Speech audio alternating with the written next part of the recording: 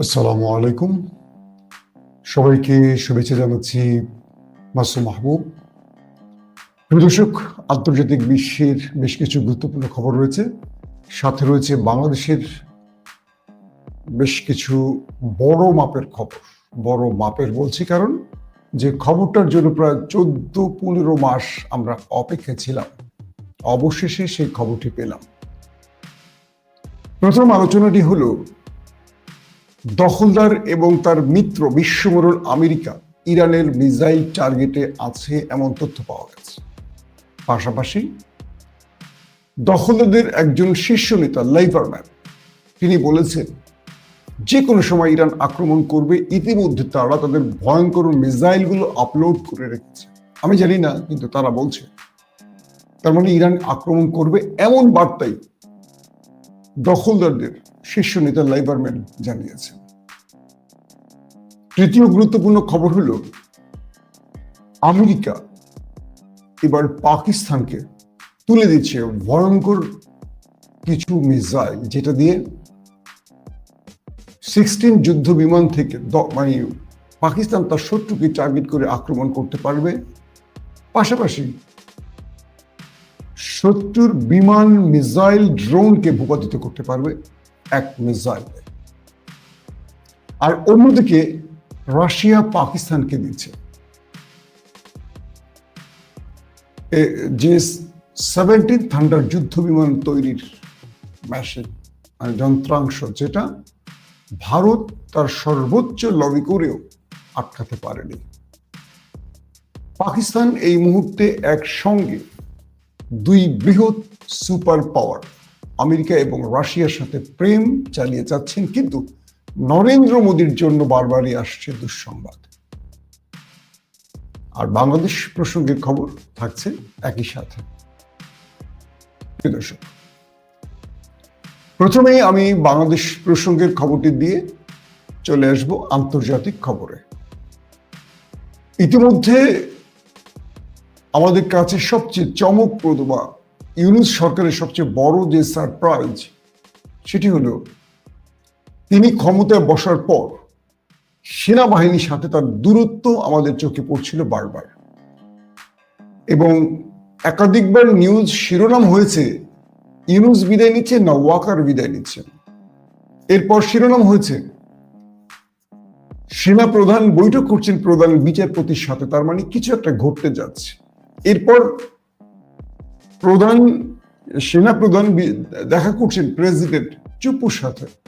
মানে এই সরকার ক্ষমতায় বসার পর বারবারই আমরা টান টান উত্তেজনার মধ্যে খবরের শিরোনাম দেখেছি, কিন্তু শেষ পর্যন্ত দেখেছি একটা স্থিতিশীল অবস্থা। কিন্তু ঘটনার অনেক রকম ঘটার সুযোগ তৈরি হয়েছে, যদিও শেষ পর্যন্ত বিপ্লবী জনতার চাপে হয়। এর প্রধান কারণ ছিল সেনাপ্রধান বারবারই একটি বিষয়ের উপর সর্বোচ্চ চাপ দিয়েছিলেন, সেটি হলো আওয়ামী লীগকে নতুনভাবে ফিরে আসার সুযোগ। আর দ্বিতীয়, গত 16 বছর ধরে যেসব সেনা কর্মকর্তারা গুম, খুন, ক্রস ফায়ারের মতো মানবতা বিরোধী কর্মকাণ্ড করেছে, তাদের বাঁচাবার চেষ্টা। এই খবরগুলো নিয়ে যতই আলোচনা হোক বা প্রধান গণমাধ্যমগুলো বেশি কথা বলুক আর না বলুক, এই পর্দার অন্তরালে এই চেষ্টাগুলো অব্যাহত ছিল, এখনো আছে। প্রফেসর ইউনূস আর কদিন পরে, অর্থাৎ ফেব্রুয়ারিতে নির্বাচন দিচ্ছেন, ঠিক তার আগে ক্যান্টনমেন্টের জন্য দুঃসংবাদটি আসছে। ক্যান্টনমেন্টের সবার জন্য না, যারা দেশপ্রেমিক অফিসার তাদের জন্য এটি খুশির খবর। আর যারা হাসিনার ডিসপেন্সার ছিল, দোসর ছিল, বা হাসিনার গুম, খুন, ক্রস ফায়ারের অন্যতম সারথি ছিল, তাদের জন্য দুঃসংবাদ হলো প্রায় সামরিক কর্মকর্তাদের, ঊর্ধ্বতন কর্মকর্তাদের 23 সেনা কর্মকর্তার বিরুদ্ধে গ্রেপ্তারি পরোয়ানা জারি হয়েছে।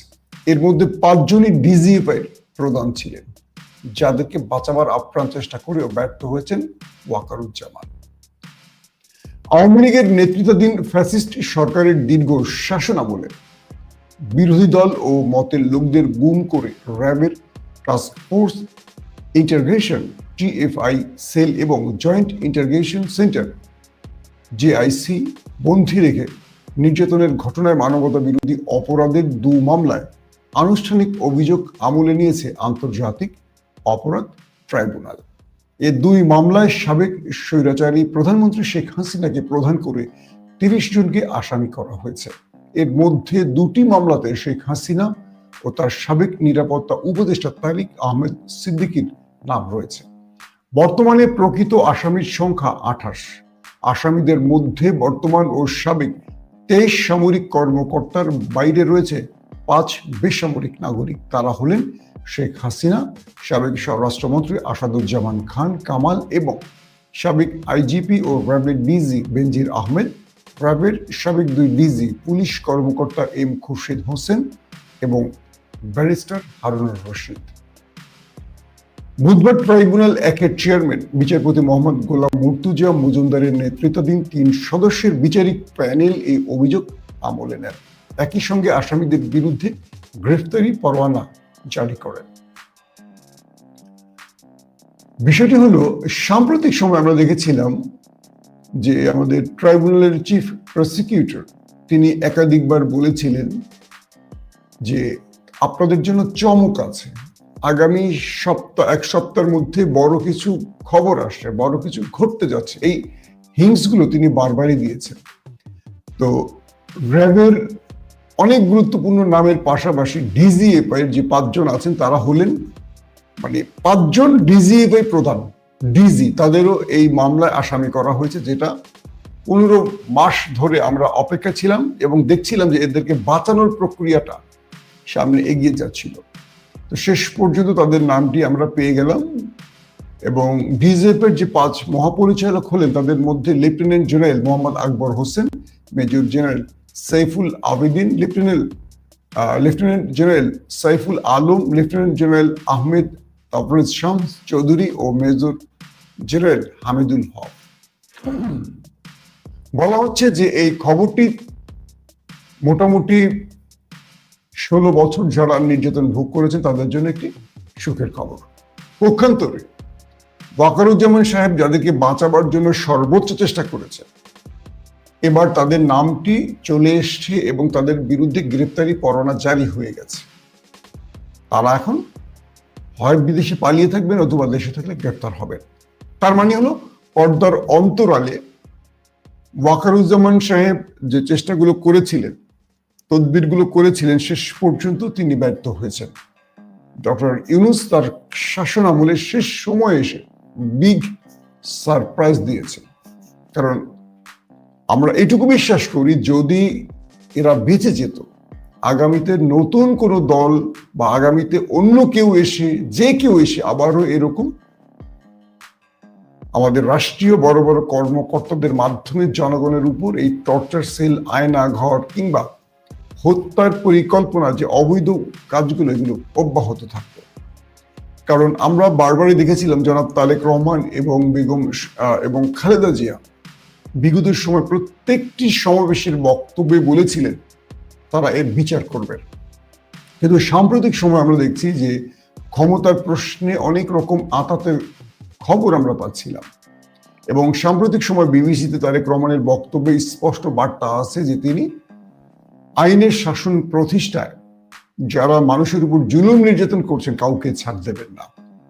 তারেক রহমানের বক্তব্যের পরপরই আমরা দেখলাম মানবতা আমাদের যে ট্রাইব্যুনাল, আন্তর্জাতিক ট্রাইব্যুনাল, সেই ট্রাইব্যুনাল আমাদেরকে বিগ সারপ্রাইজ দিয়েছে এবং এক বাক্যে আমরা এইটুকু বলতে পারি,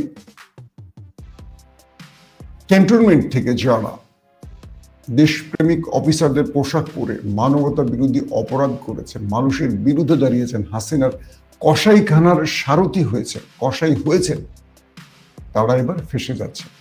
এবং আমাদেরকে রাজনৈতিকভাবে প্রতিটি দলকে এই বিষয়টিকে চূড়ান্ত করতে হবে। রাজনীতির স্বার্থে কোনো অপরাধীকে যেন আমরা ছাড় না দিই।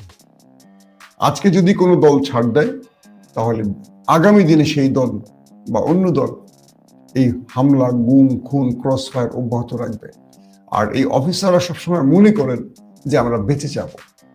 সরকার ফেঁসে গেলেও সেনাবাহিনী, র্যাব, পুলিশ তারা মনে করে তারা বেঁচে যায়, সবসময় তারা বেঁচে যায়। কিন্তু এখন পর্যন্ত অনেক খুনি বেঁচে গেছে, এখনো রাষ্ট্রীয় ক্ষমতায় বসে আছে অনেক খুনি, কিন্তু প্রতিশ্রুতি ছিল তাদেরকে আমরা আইনের আওতায় আনবো।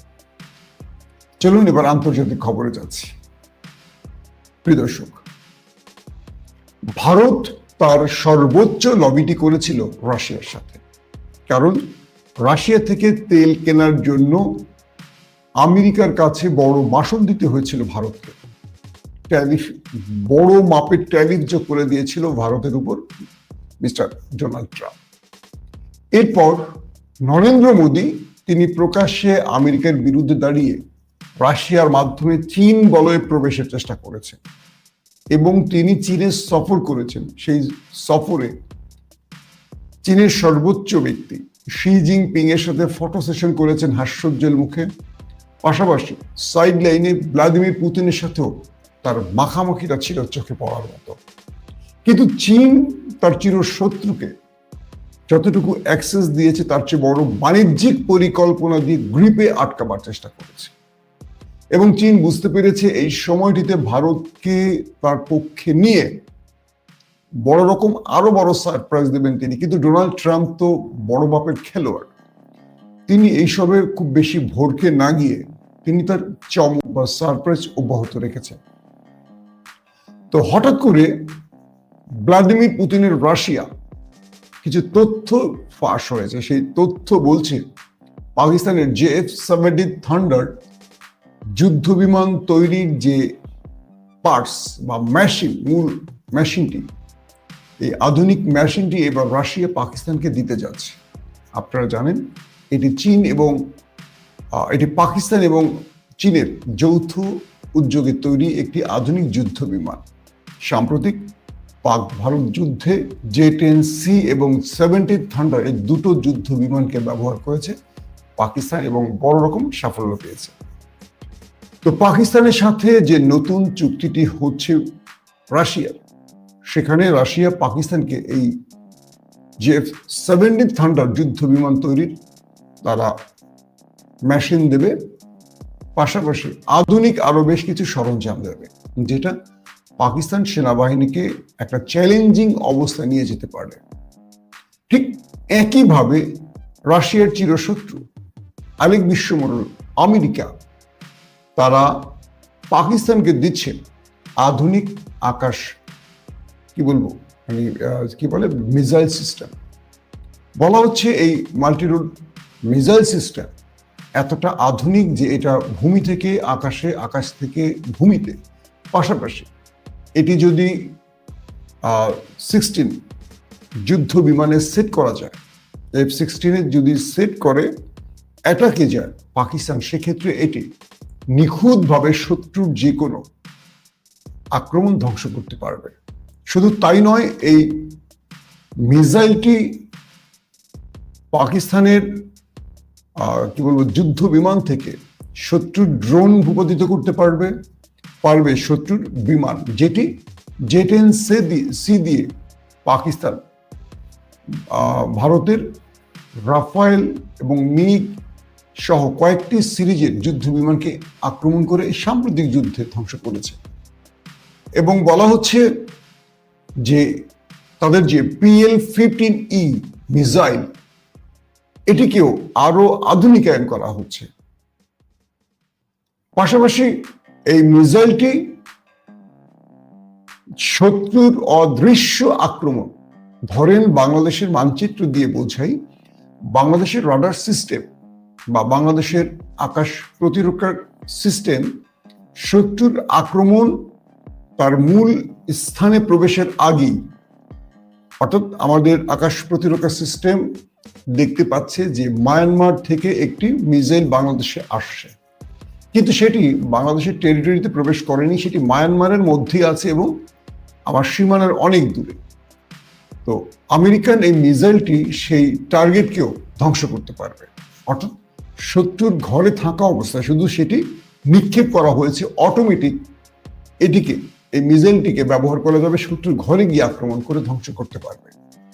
এবং বলা হচ্ছে এটার স্পিড লিমিট সমসাময়িক যে কোনো মিসাইলকে বিট করতে পারে। পাকিস্তানের সাথে প্রায় 2.5 বিলিয়ন মার্কিন ডলারের এই চুক্তিটি হয়েছে 2030-এর মধ্যে।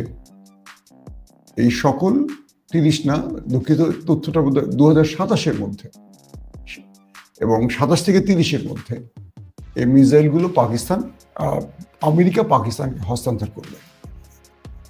এখন প্রশ্ন হলো, আমেরিকার এবং রাশিয়ার সুনজরে পাকিস্তান পড়লো, আর বৃহৎ শক্তি বা উপমহাদেশের বা বিশ্ব সামরিক শক্তি চতুর্থ দানবীয় রাষ্ট্র বা বৃহৎ রাষ্ট্র ভারত এই সময়টিতে এসে কোণঠাসা হলো কেন?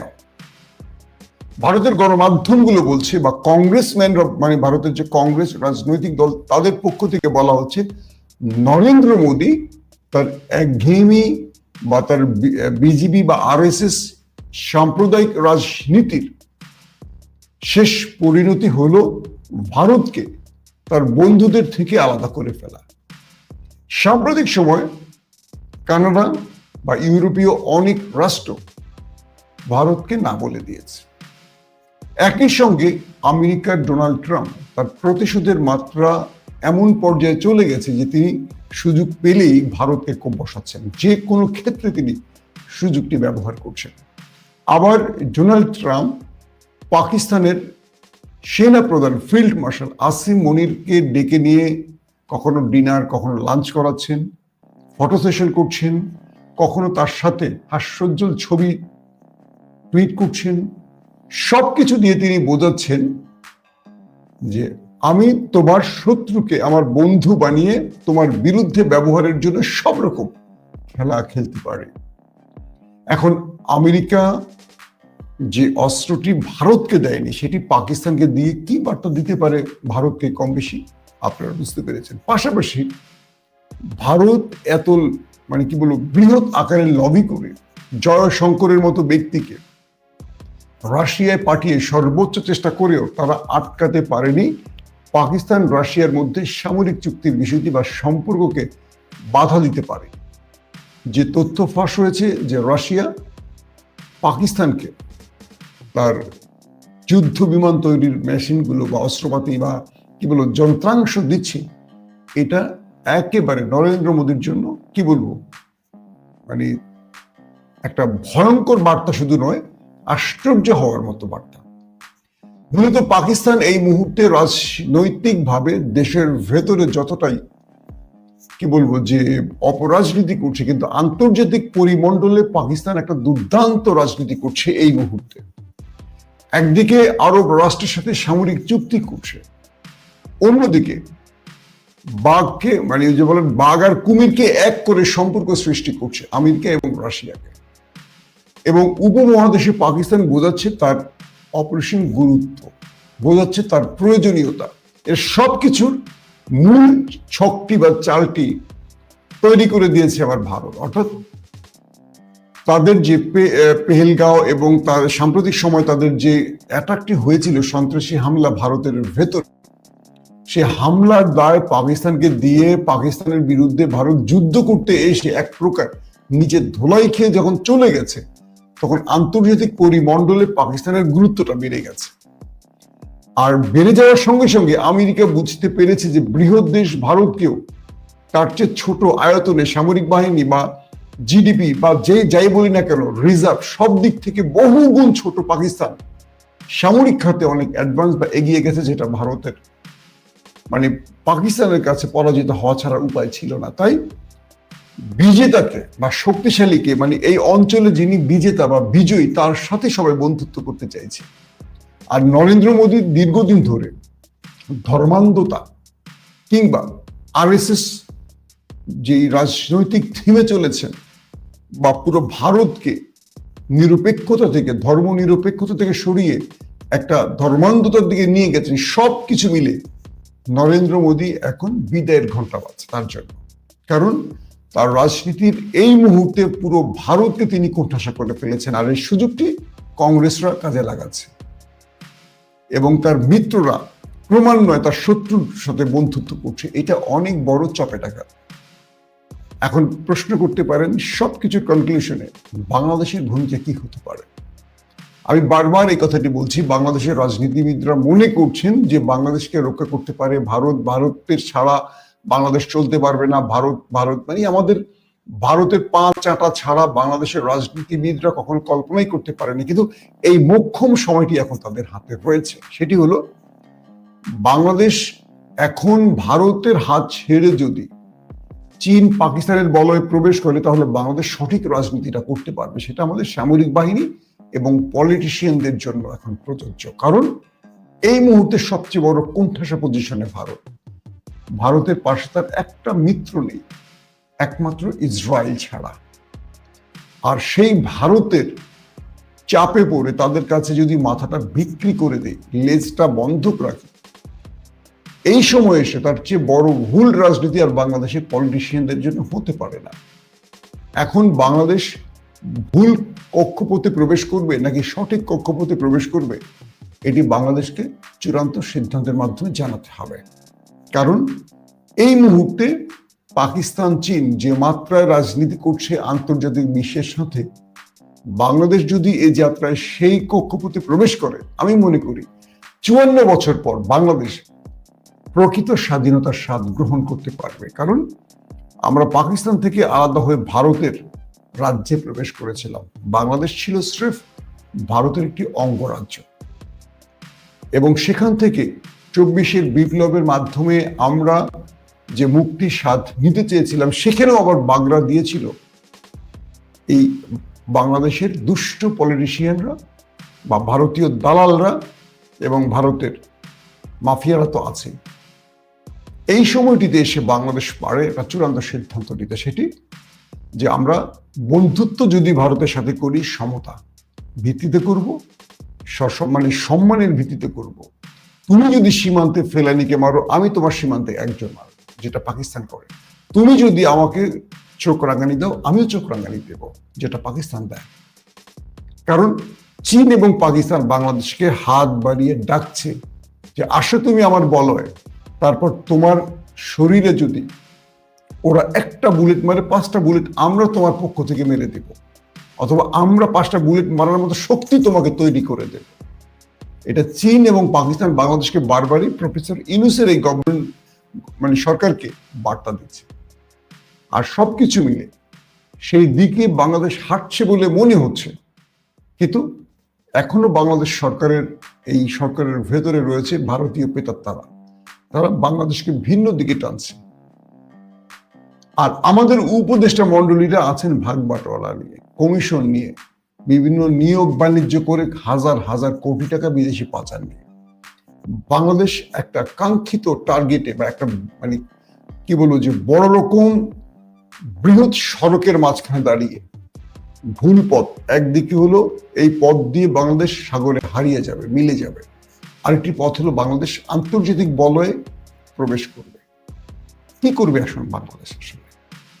এই সময়টা বিএনপি জামাত সহ প্রত্যেকটি রাজনৈতিক দলের রাজনীতি হওয়া উচিত 54 বছর পর আমরা এবার স্বাধীনতা স্বাদ নিতে চাই। সেটা হলো বাংলাদেশ নিজের পায়ে দাঁড়াবে, স্বনির্ভর হয়ে দাঁড়াবে, এবং বাংলাদেশ যে কোনো রাষ্ট্রের তাবেদারি করে না বা কোনো রাষ্ট্রের হাতে বন্ধী নয়, সেটি এবার প্রমাণের সময় এসে গেছে। দর্শক, আজকের মতো বিদায় নিচ্ছি। প্রত্যেকে ভালো থাকবেন। আল্লাহ হাফেজ।